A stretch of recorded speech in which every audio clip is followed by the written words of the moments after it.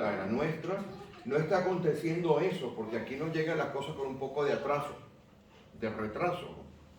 Pero en los Estados Unidos y en Inglaterra, fundamentalmente en los Estados Unidos, este tema de la deconstrucción de la fe está causando verdaderos estragos.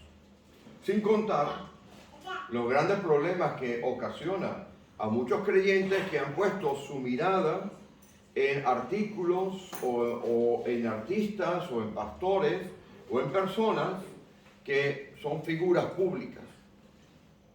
Yo siempre le digo a mi esposa y yo estamos de acuerdo que no importa el tamaño de la congregación, el pastor y su esposa son figuras públicas. Ahora imagínense cuando hay iglesias de 3, 4, 5, 7, 10 mil miembros y de un día para otro alguien, o el pastor principal o alguien de allí dice, ya no soy cristiano. Todo lo que he enseñado es mentira. Yo ya no creo. Es un problema de marca mayor. Yo hoy quiero, día de la resurrección, hablar de eso. Vayan conmigo a 1 Corintios, en el capítulo 15. Como somos pocos, voy, si me permite la audiencia y mi hermano que está grabando, voy a hacer algo así como un estudio bíblico. ¿Qué les parece?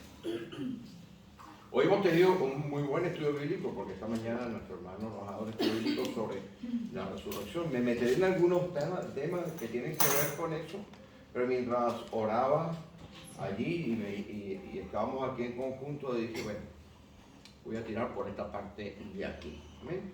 Es en la primera epístola del apóstol Pablo a los Corintios, en el capítulo 15, ¿lo tienen? No es necesario que se levanten esta vez, como es día de resurrección haremos una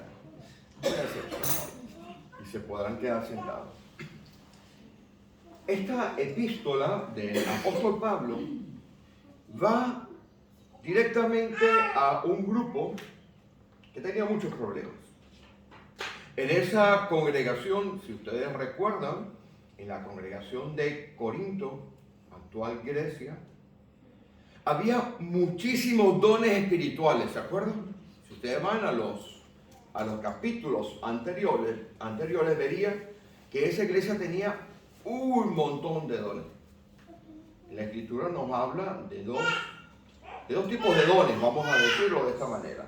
Hay unos dones que aparecen en Romanos capítulo 12, que son aquellos dones que en algunos lugares se dice que son los únicos que están todavía operando, los que están en Romanos capítulo 12, que son dones de casi administrativos, para que la iglesia funcione. Y están los dones que están en esta misma epístola, que usted seguro que usted conoce con bastante tranquilidad, que está en el capítulo 12, que son los dones espirituales. Aquí hay dones que muchas congregaciones dicen que estos dones ya han pasado, que han cesado, o que operan en ciertos periodos de la historia del tiempo. Entonces Pablo no solamente se enfrentaba en esa iglesia de Corintios a este problema de el uso de los dones, sino que tenía muchas otras situaciones como las que tenemos nosotros actualmente en este tiempo. El uso de los dones, la administración de la iglesia, el pecado sexual que se había metido en la iglesia, pero en este capítulo 15 va directamente a aquellos que deconstruyen la fe. Deconstruir la fe es empezar a plantearse preguntas sobre si lo que uno está creyendo es cierto o no. Y si usted me dice hoy que usted no ha pasado por allí, me busca un litro de aceite y la vamos a ungir, o lo vamos a ungir. Porque todos hemos transitado por el camino de la duda. Porque el enemigo siembra la duda en nuestra vida. Primera cosa que tenemos que dejar claro, que Jesucristo efectivamente nació y resucitó.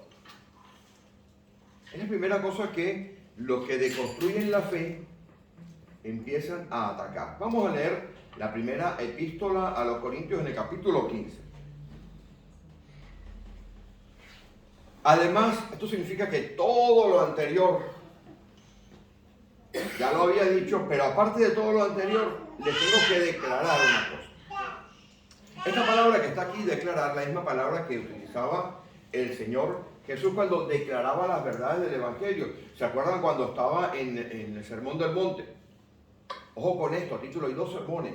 Está el Sermón del Monte y después está el Sermón de la Llanura. Muchas veces los confundimos como que si fuera el mismo sermón, pero en realidad son dos sermones, porque uno estaba en el monte y otro dice bajando a la llanura. Después lo explicaremos. Pero dice que se sentó y abrió su boca, ¿se acuerdan? Que él se abrió su boca. Bueno, exactamente lo que está haciendo Pablo aquí. Es cuando un maestro decía algo de mucha contundencia. Además, os declaro, hermanos, el Evangelio, las buenas noticias que os he enseñado, predicado, que os he compartido, el cual ustedes han recibido. Voy a hacer una paráfrasis de esto, en el cual también perseveráis. Por este mismo Evangelio, dice él, si retienen la palabra que yo les he predicado, sois salvos. Si no creísteis en vano. Y aquí empieza Pablo a atar en línea. Miren, del versículo 3 hasta el versículo 7, del versículo 17, es el himno más antiguo que existe sobre cristianismo. Estoy viendo a los niños aquí y digo, Señor, gracias porque voy a usar este ejemplo. ¿Quién de ustedes fue alguna vez a primaria? Todos, ¿verdad? Todos hemos ido a primaria. Y yo recuerdo en mi época cuando iba a primaria, no solamente éramos pobres profesionales, ¿no? Sino que cuando yo iba a primaria yo tenía que llevar mi propia sillita. Seguro que ustedes llevan un pupitre, yo llevaba mi propia silla. Y yo no tenía cuadernos, yo llevaba un pizarrón. Y cuando llevaba el pizarrón yo tenía que copiar lo que la maestra ponía en el pizarrón. En aquella fecha los pizarrones eran de color verde, sonaban horribles, y usted hacía así, le daba escalofrío. Y yo llevaba una tiza. ¿Sabes lo que es la tiza, no? Eso ya no se usa aquí, muy poquito. Me acuerdo que cuando me sentaba yo tenía que aprender A, E, I, O, U. ¿Se acuerdan? ¿Se acuerdan la otra parte? ¿No se acuerdan la otra parte de eso? A ver, David, ¿cuál era? A, E, I, O, U, O, A, E, I, O, U. Pues a mí me enseñaban una cosa que era A, E, I, O, U. ¿Sabe el burro? Más que tú. Ya se acuerdan, ¿no? Nosotros ya en Brasil lo enseñaban así. En Brasil teníamos la cartilla de la ABC. La cartilla, usted es mucho más joven que yo, mi hermana, por eso es que tenían cartilla. Pero bueno, ese era lo básico que había que aprender y se pasa de año en año. Es más, si usted va a una escuela de párvulos ahora, usted verá que más o menos las técnicas de enseñanza son las mismas. Pues esto en el A, E, I, O, U, este era el abecedario que los cristianos se pasaban de unos a otros y que probablemente Pablo, en el momento de su conversión, escuchó. No lo que el Señor le dice cuando, ¿verdad?, que va por el camino hacia Damasco, que es descabalgado, no sabemos si era un camello, no sabemos si era un burrito, no sabemos si era un caballo. Es descabalgado y se le aparece el Señor Jesús, el resucitado. Le dice, Pablo, ¿qué estás haciendo? ¿Por qué me estás persiguiendo? Fíjese que estabas persiguiendo a la iglesia. ¿Por qué me persigues? Porque no ves que te estás dando golpes contra un aguijón. ¿Para qué lo haces? Yo soy Jesús al que tú persigues. No estoy diciendo eso. Si usted ve en la historia, en Hechos de los Apóstoles, Pablo luego va y pasa unos días ciego. ¿Se acuerda que estaba ciego? Y estaba en ayuno, ¿se acuerdan? Y después él empieza a cambiar, posiblemente en esos primeros tiempos en los cuales tuvieron que sacarlo y mandarlo a su casa porque era muy apasionado por el Evangelio. Él aprendió esto que está aquí. Vamos a leerlo de un tirón.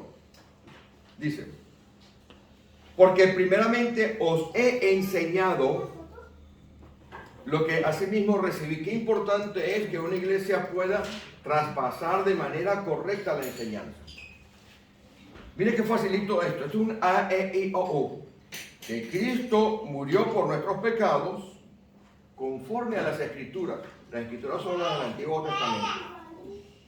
Fundamentalmente, lo que hemos estado viendo esta mañana: Éxodo, Deuteronomio, Levítico y los Salmos. Por supuesto, Isaías y los profetas. Que Cristo murió por nuestros pecados conforme a la Escritura, que fue sepultado y que resucitó al tercer día conforme a las Escrituras, y que apareció a Cefas y después a los 12, después apareció a más de 500 hermanos a la vez, de los cuales muchos viven aún y otros ya duermen. Bien, voy a hacer una aclaración.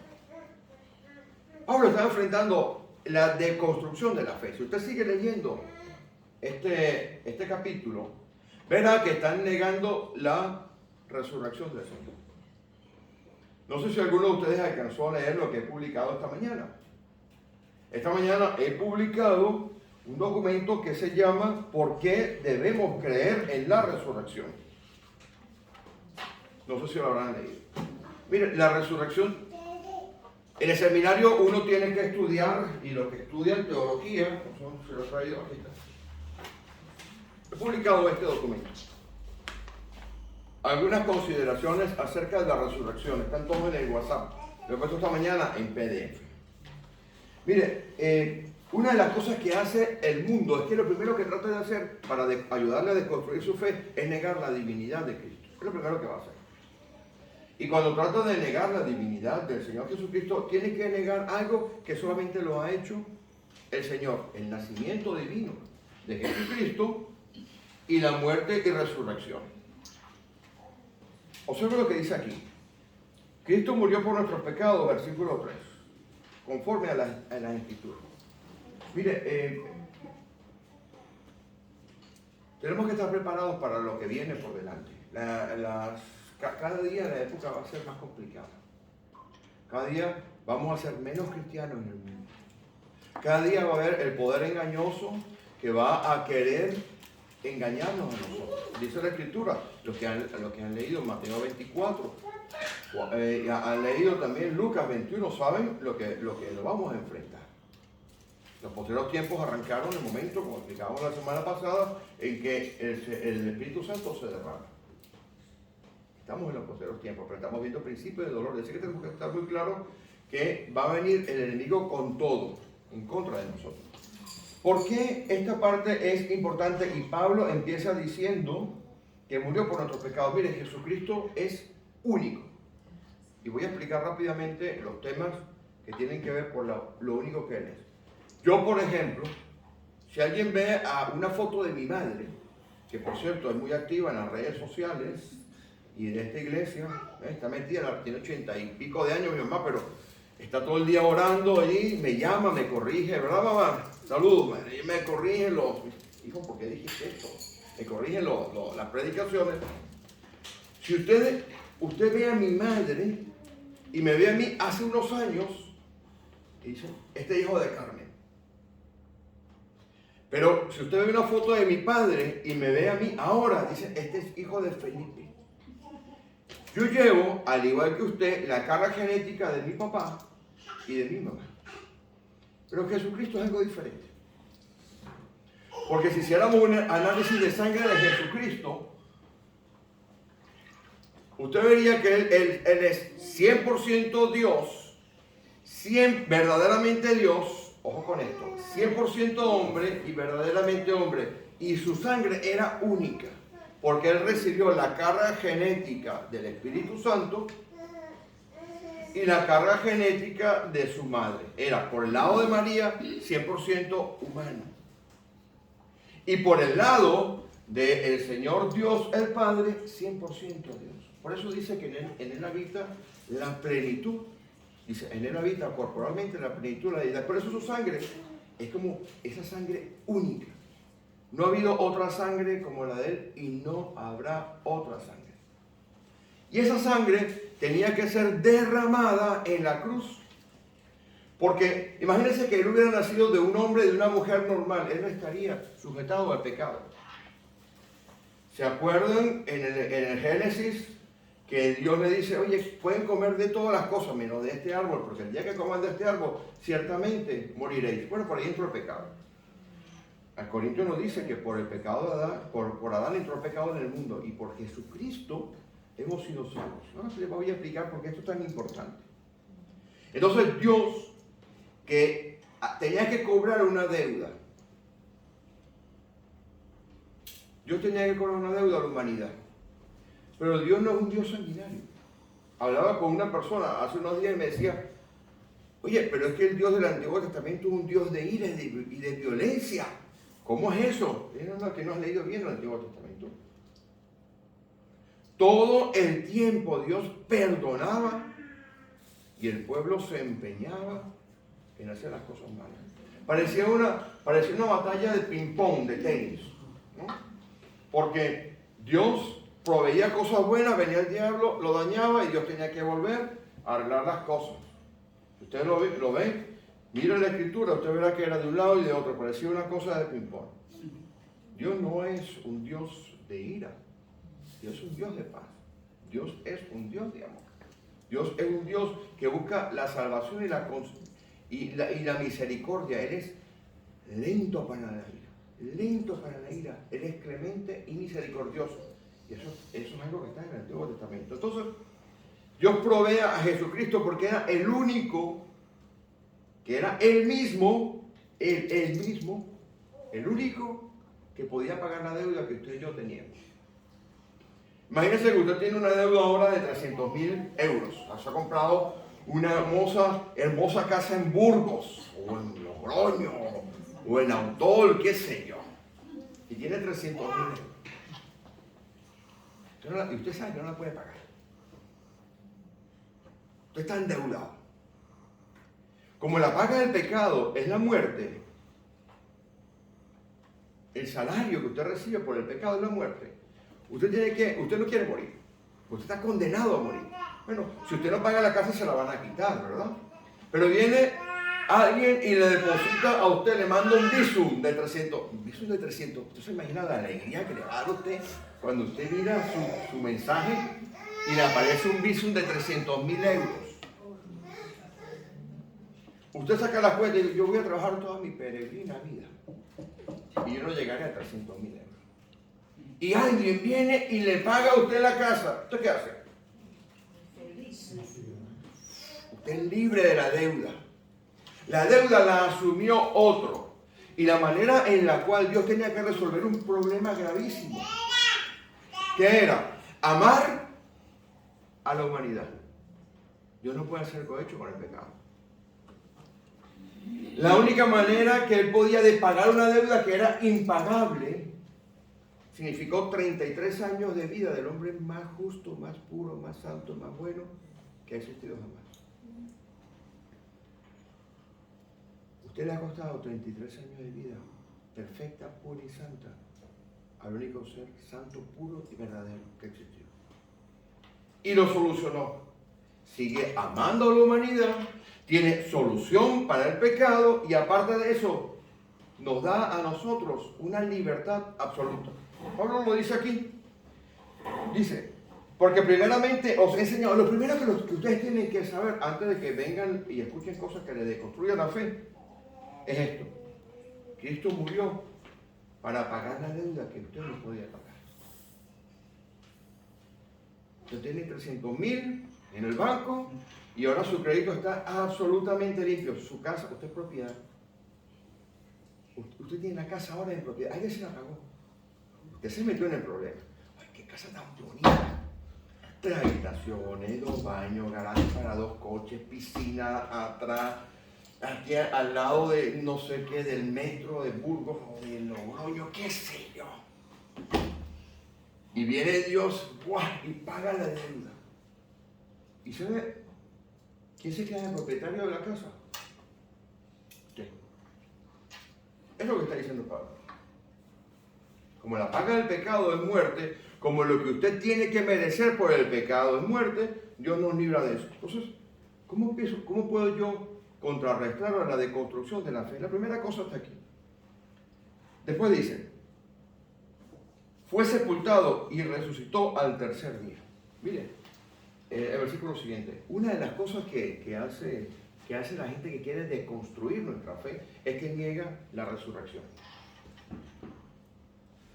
Los que no han podido ver la película El caso de Cristo, de Lee Strobel, ¿la han visto alguna vez? Pues esa película hay que verla.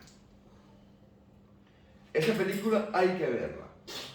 No porque Lee Strobel, que era un hombre que había ganado el premio Pulitzer de periodismo en Chicago, se dedicó a ver por qué Dios existía. Usted sabe cuál fue la historia de él, se la voy a contar rapidito. Vamos a contar rapidito. El día de resurrección tenemos un rato más. Además, las calles están llenas, es muy difícil salir. Hay que esperar. Lee Strobel era un periodista del periódico en Chicago, La Tribuna de Chicago. Había ganado un premio Pulitzer, que es el Oscar de los premios de periodismo. Y un día lo llaman y le dicen que hay una señora con dos nietecitos, dos nietas, que las van a sacar de su casa, que no tenían nada. Este hombre, un 23 de diciembre en Chicago, le puedo decir a aquellas personas que han visitado el estado de Chicago, que posiblemente tengamos a alguien aquí en la audiencia que haya ido al estado de Chicago o arriba de Illinois, algunos de esos estados, la ciudad de Chicago, el estado de Illinois, algunos de esos estados fríos, sabrá que el 23 hace frío. ¡Qué pena! Pues este hombre va a la casa de la señora y se consigue que en aquella casa humilde y pobre había una mesa, una silla y dos camitas. Y habían dos niñas pequeñitas, una de 8 años por ahí, otra de 13 años. Y esas niñas tenían un solo abrigo para el frío. Y él le pregunta, oiga, ¿y cómo hacen ustedes con ese abrigo? Y la niña dice, el colegio nos queda a 5 millas, 8 kilómetros. Mi hermana lleva el abrigo la mitad del tiempo y la otra mitad lo llevo yo. Eso lo partió por dentro a este hombre. Sacó un artículo en ese periódico que en aquella fecha era muy, muy leído y él era un periodista muy reputado. Y la casa de la señora empezó a llenarse de regalos de la gente que había leído aquellas cosas. Él era ateo confeso. Cuando él va a los días, a ver, ve que no hay ningún regalo. Y le pregunta a la señora, ¿no es que estaba esto lleno de regalos? Dice, yo tengo a Dios. Todo lo hemos regalado al resto de las personas que tienen menos que yo. Nosotros somos cristianos, le dice la señora. Eso a este hombre lo puso como loco. ¿Esto qué es? Yo que vivo en una mansión, esta mujer que no tiene nada, esta niña que no tiene nada. Entonces empezó a investigar, por ahí arranca el libro, El caso de Cristo. Empezó a investigar si la resurrección era cierta. Mira, la resurrección es cierta, se va a explicar rápidamente por qué. Primero porque la resurrección, hay gente, como dice Pablo, que cuando él está escribiendo esta carta en el año 54, 55 o 56 de nuestra era, había gente que aún había visto con sus propios ojos la resurrección del Señor. Era imposible negar. Es decir, la primera cosa que documenta Pablo es que hay testigos presenciales que van a leer esta carta, y entre ellos está Pedro, está Jacobo, que han visto con sus propios ojos, y muchos otros más, al Señor. Porque resulta que el Señor, que se la sabe toda, cuando sale de la tumba en la mañana de aquel día, aquel primer día de la semana, Él hace la única cita que usted ve en la Escritura con hora y lugar. Viene María, ¿se acuerdan, no? ¿Se acuerdan? Porque ahí hay una carrera de varios. Están las mujeres que van a la tumba y están Juan y está Pedro. Eso lo estaba explicando nuestro hermano esta mañana. Él le dice a la señora, a la mujer, dice, oye, dile a tus hermanos, mira la cita que hace, que tenemos que vernos en lo que aparece en Mateo 28. Él llega a ese momento en Mateo 28 y es como cuando entra usted a un estadio. Vamos a leerlo rápidamente, no se pierdan esto porque como tenemos algún tiempito, vayan conmigo a Mateo 28. Mateo 28. Mira lo que acontece. Amén.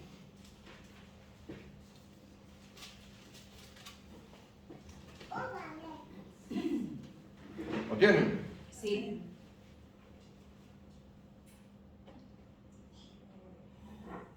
Versículo 16. Pero los 11 discípulos se fueron a Galilea, al monte donde Jesús les había ordenado. El Señor les había dicho, oye, ¿saben qué? ¿Cuántos días han pasado desde la resurrección hasta el versículo 16? A ver quién me dice. 40. 40 días se mostró a un montón de gente. Lo que está hablando en 1 Corintios capítulo 15. Es decir, no se podía negar la evidencia de la resurrección. Aquí cualquiera le puede decir a usted que esto es un cuento de chinos, que esto es una historia, pero Pablo, él mismo vio resucitado. Él también lo vio. No estaba aquí. Nosotros estábamos aquí entre esta multitud. Sigan leyendo conmigo. Pero los 11 discípulos se fueron a Galilea, al monte donde Jesús les había ordenado. Y cuando le vieron, le adoraron, pero algunos dudaban. Imagínense esto. Algunos dudaban. ¿Lo ha visto, no? ¿Quién ha visto que él sea resucitado? ¿Usted lo ha visto? No. Si yo vamos a dudar, el enemigo va a entrar a saco. Eso es mentira. El pastor que te quiere fastidiar. Mira cómo vive el pastor, mira el coche que anda. Eso hacen, ¿no? Van en contra de los pastores. El enemigo implanta eso. Y algunos dudaban. Jesús se acercó y les habló diciendo: yo corto el bacalao arriba en los cielos y abajo en la tierra. Eso es lo que está diciendo. ¿Sabes qué es cortar el bacalao? Toda potestad, todo derecho, toda autoridad me dada arriba en los cielos y abajo en los cielos. ¿A qué manda soy yo? Por tanto, vayan y hagan discípulos. Bueno, la multitud que haría aquí posiblemente era mucho más que estos 12. Entre ellos estábamos nosotros, porque este mandato de ir y hacer discípulos es para nosotros también, no era para los 12. Regresamos al capítulo 15. Bien, entonces, la resurrección es un hecho probado. No pudieron probar que hayan sacado el cuerpo, como decían los del Sanedrín, porque los del Sanedrín le echaron la culpa a los demás, no, que esto escondió en el cuerpo del discípulo. Era imposible esconder el cuerpo. Tienen que saber que en aquella fecha Jerusalén estaba bastante atestada de gente. Usted no podía cargar un muerto. Además, si ustedes se acuerdan, usted no podía tocar un muerto. Se convertía ritualmente impuro. Usted no podía tocar. Aun cuando el Señor había deconstruido el Cordero Pascual, que lo explicaba nuestro hermano, porque lo que habían estado haciendo desde la época de Moisés, de una manera, el Señor se los cambia y le dice, muchachos, esto ahora es diferente. El cordero soy yo, el pan soy yo, y el vino soy yo.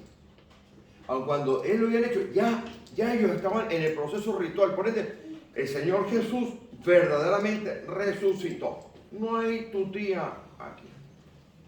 Y eso es lo que está diciendo Pablo, y eso es lo que usted y yo tenemos que tener claro. Usted tiene que afirmarse sobre verdades probadas de la Escritura. Jesucristo verdaderamente resucitó. Pero sigo. Resucitó al tercer día conforme a las Escrituras. Imagínense que esto lo esté contando por WhatsApp. Oiga, muchachos, grupo de Corintios. Grupo Corintios. A mí me metió en 50.000 grupos. Me metí una vez en un grupo de vender perro caliente. Vendían hamburguesas de perro caliente. Bueno, imagínense que tengo un grupo que se llama Grupo de Corintios. Grupo de Corintios, mire, tengo que decirles algo. El Señor Jesucristo murió por nuestros pecados. Fue sepultado y resucitó. Pero por si fuera poco, pregúntenle a Pedro. Pregúntenle a los 12. Pregúntenle también a todos estos más de 500, por si no me creen. Y pregúntenle a Jacobo, el que no creía. Porque una de las pruebas fundamentales es que Jacobo el medio hermano del Señor. No creía. Pero no contamos a Judas, porque Judas era el otro medio hermano del Señor que escribe la epístola a Judas y escribe la epístola de Santiago, de Jacobo, de Santiago. Cambiaron de un día para otro, o sea que efectivamente esto aconteció. Así que nosotros tenemos que prepararnos para indicar, para poder defender que efectivamente el Señor Jesús ha resucitado. ¿Pero qué significa la resurrección del Señor Jesús para nosotros? No es un tema teórico. Mire, yo siempre he dicho que el gran problema que tiene la iglesia es la teología. Pero cuando usted tiene un problema real, a usted no le sirve que yo le dé un sermón. ¿A qué le vale un sermón? Si usted tiene un problema real, usted necesita una solución real. Si usted tiene el coche averiado, voy a orar por el coche. Un tipo me dijo, pastor, oré por el coche. Me he comprado un coche tuneado. Mi hermano, voy a orar por usted.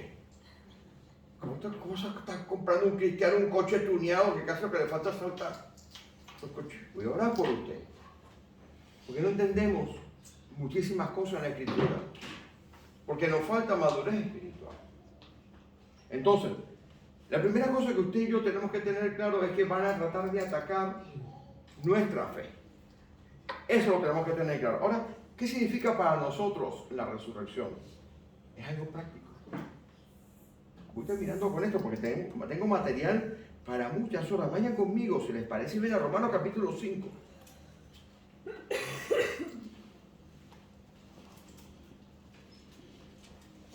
Vamos a descubrir aquí lo que la resurrección sirve para nosotros. Ese también es Pablo, escribiéndolo a los romanos. Otra iglesia que parece que no, pero tenía sus problemitas. Romanos 5. Sí. Mire,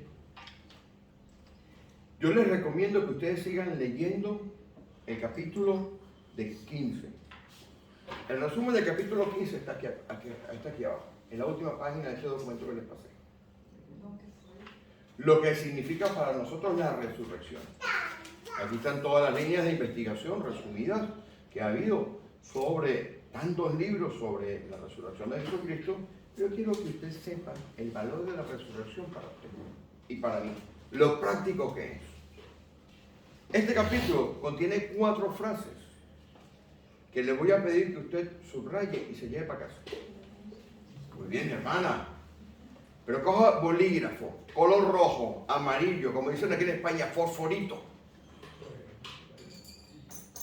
Resaltador, highlighter, como dicen los americanos. 15, ¿no? Vamos a leer el capítulo 5 de Romanos. ¿Lo tienen? Sí. Usted va a buscar 4 frases aquí que tienen la palabra mucho más. Esto se llama los 4 mucho más de Romanos 5. Voy a leer a partir del versículo 6. Porque Cristo, cuando aún éramos débiles, a su tiempo murió por los impíos. Vale decir, nosotros. Ciertamente, apenas morirá alguno por un justo. Con todo, pudiera ser que alguno osara morir por el bueno. Mas Dios muestra su amor para con nosotros. No es un amor emocional. No es un amor de sentimientos. Los que tenemos muchos años casados, como este pastor que tiene 40 y tantos de años ya, conocemos que nuestras mujeres, esta parte la borra ahí, mi hermano, porque si no me van a echar de casa. Nuestras mujeres en ciertos periodos del mes son como más susceptibles. No significa que no te amen. Pero si usted llega a su casa y usted ve a su esposa así un poquito como seria, y usted le pregunta, mi amor, ¿qué te pasa? Y ella dice, tú lo sabes mejor que yo. Usted empieza rápidamente a pensar, ¿dónde ha metido la pata? ¿Sí o no? Y entonces va como 8 meses para atrás. a recordar qué ha pasado, qué ha hecho, qué no ha hecho, qué ha dicho, qué no ha dicho, qué cosas ha pedido perdón y qué cosas no ha pedido perdón. Pero eso es algo que viene de sus hormonas, ¿me entiende? Le quiere a usted, le ama a usted, y como nosotros no tenemos ese sistema hormonal, y aquí tenemos dos médicos que me pueden corregir, nuestro amor es mucho como más sencillo, ¿no? ¿Verdad? Un platico de comida, ¿verdad? ¿Ah? Tranquilitos. Ellas son un poco más carros. El amor de Dios no es así. El amor de Dios es constante, puro, perfecto. Mira que a usted no le ha pasado, mi hermano, que llegue y ya tú sabrás qué has hecho. Que neuronas de uno se ponen a millón. Ay, tienes que ir a tope a ver qué he hecho y qué no he hecho. Bueno, con Dios no pasa eso. Porque el amor de Dios es único, perfecto, inalterable, constante, completo, maduro para con nosotros. ¿Y cómo lo muestra? Mire cómo lo muestra. Versículo 8. En que siendo aún pecadores, en que usted y yo no nos merecíamos esto, Él se entregó por nosotros. Él murió la muerte que usted y yo teníamos que morir. Pero ¿quién tenía que estar ahí en ese madero? Tenemos que estar nosotros. Murió en mi lugar y murió la muerte que yo tenía que morir. Entonces mire el versículo 9, mire el primer mucho más aquí, mire lo práctico que es esto, mire lo que nos da la resurrección. Pues mucho más, estando ya justificados por la sangre, por él seremos salvos de la ira. Es decir, usted y yo ya no tenemos que tener miedo de la ira de Dios. Aquella ira que está, orgue es la palabra por ira, aquella ira que está en Romanos capítulo 1, recuerda que hay dos tipos de ira, una ira activa y una ira pasiva. Ya que nosotros estamos salvos de la ira, mucho más, por el amor de Dios, por mucho más estamos salvos de la ira. Esto me indica que yo tengo que vivir una vida de seguridad, de paz, como se ha explicado esta mañana. Porque yo no tengo nada que temer. Aquella hermosa canción, ya no soy esclavo del temor.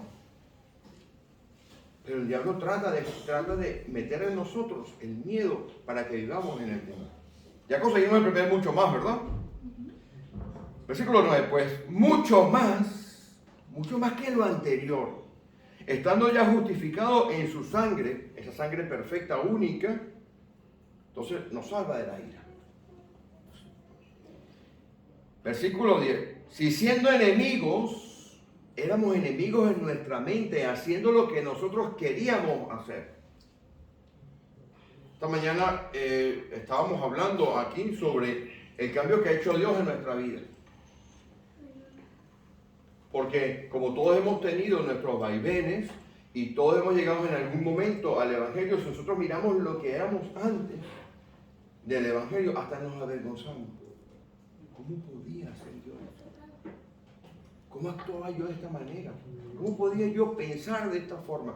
Pero vino el Espíritu de Dios y nos cambió. Versículo 9, 5 por el 9. Pues mucho más, estando ya justificados en su sangre, por él seremos salvos de la ira.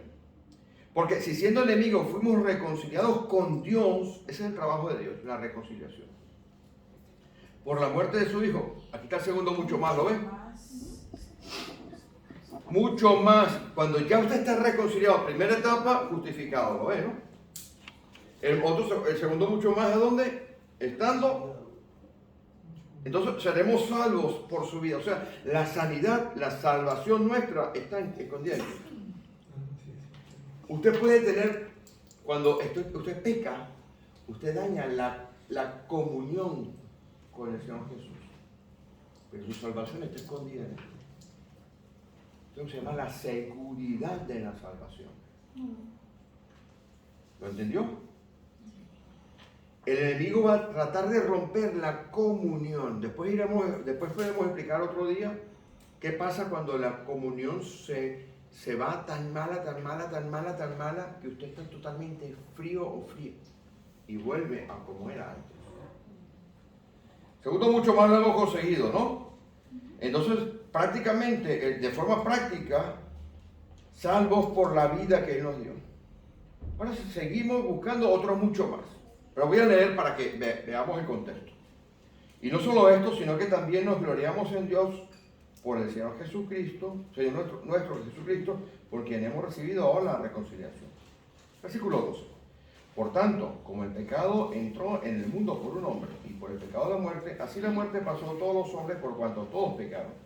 Pues antes de la ley había pecado en el mundo, pero donde no hay ley, no se inculpa del pecado. No obstante, reinó la muerte desde Adán hasta Moisés, aún en los que no pecaron a la manera de la transgresión de Adán, el cual es figura del que había de venir. Aquí viene ya, empezamos a buscar el otro mucho más. Pero el don no fue como la transgresión, porque si por la transgresión de aquel uno murieron los muchos, abundaron muchos más para los muchos la gracia y el don de Dios por la gracia de un hombre, Jesucristo. ¿Qué es la gracia? La gracia es todo lo que Dios hace por uno. Usted no la puede ganar, usted no la puede pagar, usted ni siquiera la merece. Es algo que nace de Dios. La gracia es aquella cosa abundante, completa, perfecta, que proviene de Dios, quien lo acerca a usted a Dios y Dios se acerca a usted por medio de la gracia. Pues mire lo que dice aquí. Mucho más está abundando para nosotros la gracia. Por eso el apóstol Santiago dice que para ciertos tipos de cristianos es abundante la gracia. La gracia rompe todo pecado. No hay pecado que se resista a la gracia. Seguimos. Miren lo práctico que es esto. Tenemos que aprender a vivir esta vida. Vamos con el otro que está en el versículo 17. Pues si por la transgresión de uno solo reinó la muerte, ¿qué dice aquí? Mucho más. Mucho más. Reinarán En vida. ¿Qué abundancia está recibiendo ahí? La abundancia de la gracia. Mire, esta iglesia no enseña a declarar. Esta iglesia no enseña a declarar. Un día vino un hermano, estaba recién llegado aquí, y a mí me gusta escuchar cómo los hermanos oran. Vamos con esto, cuidado. Cuando usted está orando, el pastor lo está evaluando. Ahora van a orar con más calma. Y en 3 minutos la persona que estaba orando decretó, ató y proclamó. Eso solamente lo puede hacer Dios. Solo lo puede hacer Dios. Pero lo que usted sí puede hacer es apropiarse de esta promesa. Versículo 17. ¿Cuál es la promesa que hay ahí? Reinar en vida. ¿Sabe lo que significa eso? Mire, lo que significa eso es que la paz de Dios que sobrepasa todo entendimiento estará en mi vida.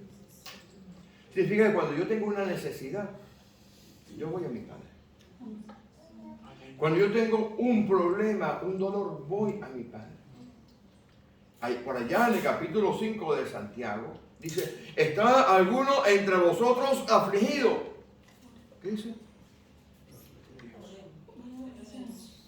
Dice, haga oración. Como el diablo quiere romper esa comunicación, Dios nos dice, cuando estés pasando problemas, no te pongas a inventar cosas. Haz oración. Así como tenemos que vivir nosotros la vida cristiana, no decretando, ni atando, ni desatando, sino orando. ¿Hay alguno entre vosotros afligido? Haga oración. ¿Alguno está contento? Cante alabanza. ¿Te das cuenta? Comunicación constante con Dios. Pues miren lo que dice aquí en el versículo 17. Mucho más reinarán en vida, gracias a Jesucristo, aquellos que hemos recibido la abundancia de la gracia de Dios. El que no escatimó ni a su propio Hijo, ¿cómo no nos dará con Él también todas las cosas? Lo que significa que cuando viene Jesucristo con la gracia y usted entra dentro de esa vida que nos da Jesucristo, todas las cosas que están pegadas a Él vienen a nosotros. Él no las escatima, Él no se las quita. Ahora, usted no puede pedir para sus deleites y sus placeres, no se los va a dar Dios. Vamos terminando con el último, mucho más. Pues si por la transgresión de uno solo reinó la muerte, mucho más reinarán en vida por uno solo, Jesucristo, los que reciben la abundancia de la gracia y el don de la justicia.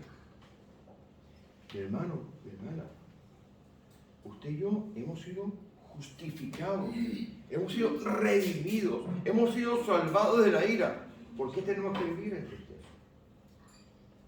¿Por qué tenemos que nosotros vivir una vida lastimosa? No significa esto, mi hermano y mi hermana, que usted y yo no tengamos problemas, porque vamos a tener problemas. Pero sabemos que cuando tenemos a Jesucristo, nuestros problemas los tiene Él, no nosotros. Quiero finalizar con algo aquí muy interesante. Quiero que vaya conmigo a Gálatas capítulo 2. Todavía no hemos llegado a Filipenses capítulo 3, ¿verdad? En el estudio, sí. ¿No? Cuando ustedes leen Filipenses capítulo 3, recuerden leer bien el 3, 9 y 10. Donde Pablo dice conocer al Señor y el poder de su resurrección. Bueno, Gálatas 2:20. ¿Lo tienen?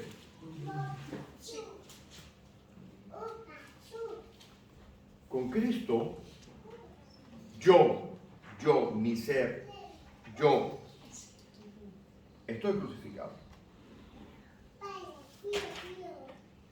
Y ya yo no vivo la vida que yo quiero vivir. Vivo la vida de Jesús. Lo vivo en la fe del Hijo de Dios, el cual se entregó a sí mismo por mí. El diablo va a ir a todos a por nosotros para deconstruir nuestra fe. Pero Dios siempre va a estar allí para ayudarnos, para sostenernos, para apoyarnos. Cuando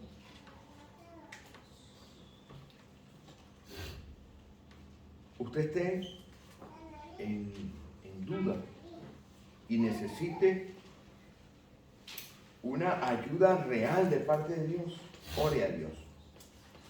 No tiene que ir a leer esto, porque yo solo voy a leer. Esto sigue al final.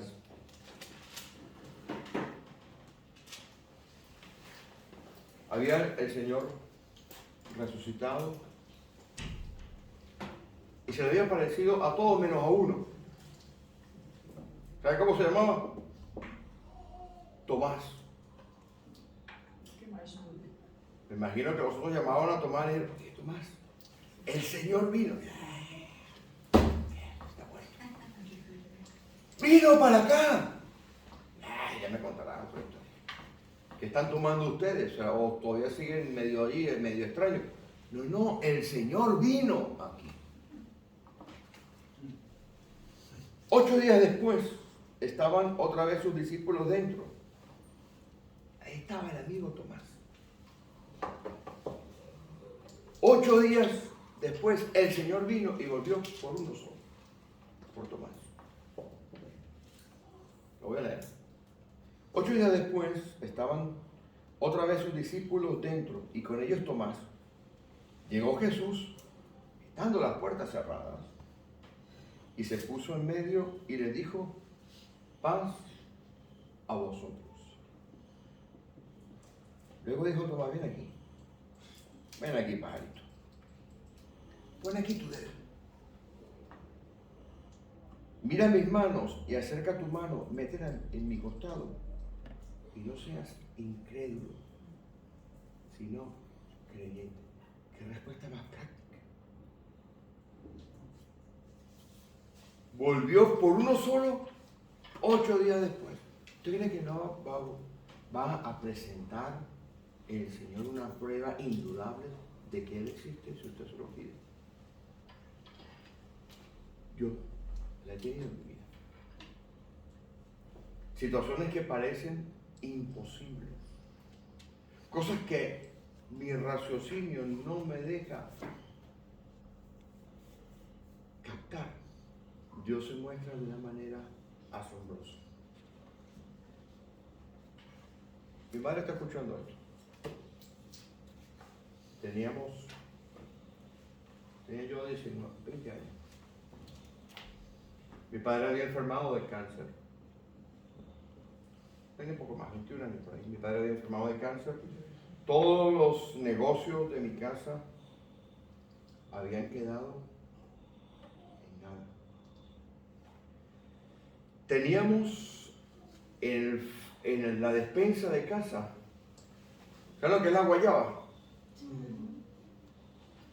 La iglesia nos había regalado un bote de guayaba, de mermelada de guayaba, y era nuestro desayuno, nuestro almuerzo, nuestra cena. Odio la guayaba.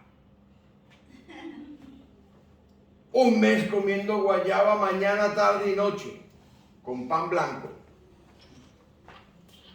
La bendita guayaba era como el aceite de la viuda, no se acababa, ¿verdad, mamá? No se acababa. Yo estaba ya rojito, pero no era porque me hubiera bronceado. Se me había metido el pigmento de la guayaba adentro.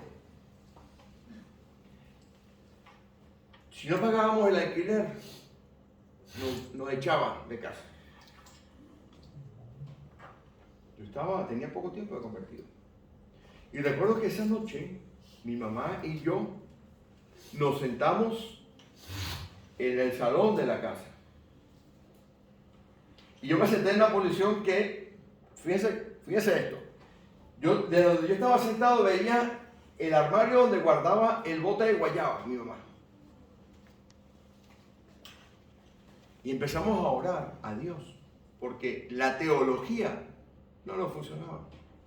Mi padre enfermo de cáncer, solamente comíamos guayaba.